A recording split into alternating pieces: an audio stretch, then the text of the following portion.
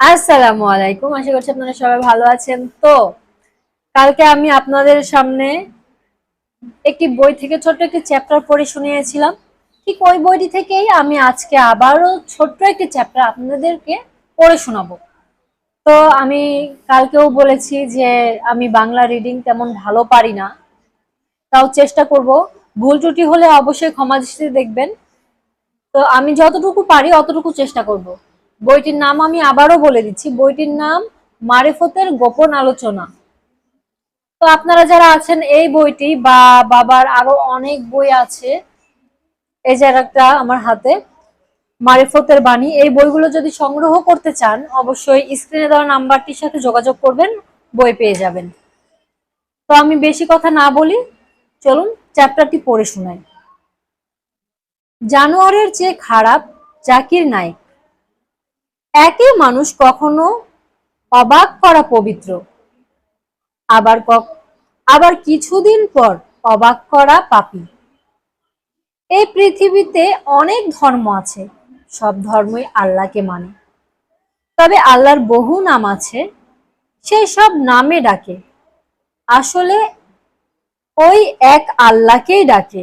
সুতরাং এক বিনা দুই কিছুই নাই, সব সবই একেরই খেলা। তাই পছন্দ অপছন্দের প্রশ্নটি আসে।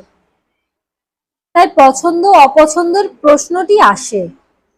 এখন প্রশ্ন হলো, সবাই এক আল্লাহকে মানে, কিন্তু মহানবী মুহাম্মদকে কয়জন মানে? ওহাবীদের অনুসারী টাই-স্যুট পরা দন্ত চিকিৎসক ডাক্তার জাকির নায়েক আবু জাহেল, আবু লাহাব, ওকবা, মুগিরা, সায়েবা, জুলখাইসের চেয়েও জঘন্যেরও জঘন্য। এই জঘন্য আবু জাহেল আবু লাহাব কেমন করে এবং কি করে এবং কোন দলিলের মাধ্যমে বলতে পারে যে মহানবী মুহাম্মদকে মানা হারাম হারাম হারাম?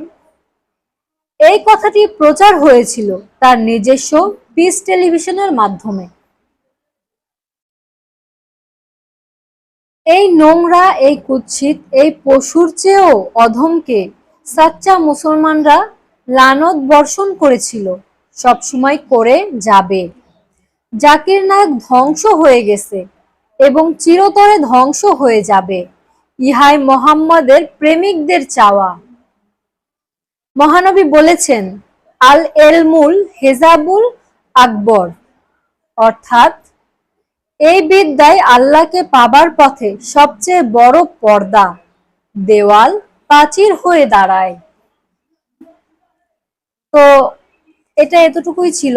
আমি জানি না কতটুকু পড়তে পেরেছি, কতটুকু সুন্দরভাবে পড়ে আপনাদেরকে শোনাতে পেরেছি, কতটুকু বোঝাতে পেরেছি। আমি বাংলা রিডিং তেমন ভালো পারি না, তারপরও অনেকটাই চেষ্টা করি। আশা করছি আপনাদের কাছে ভালো লাগবে।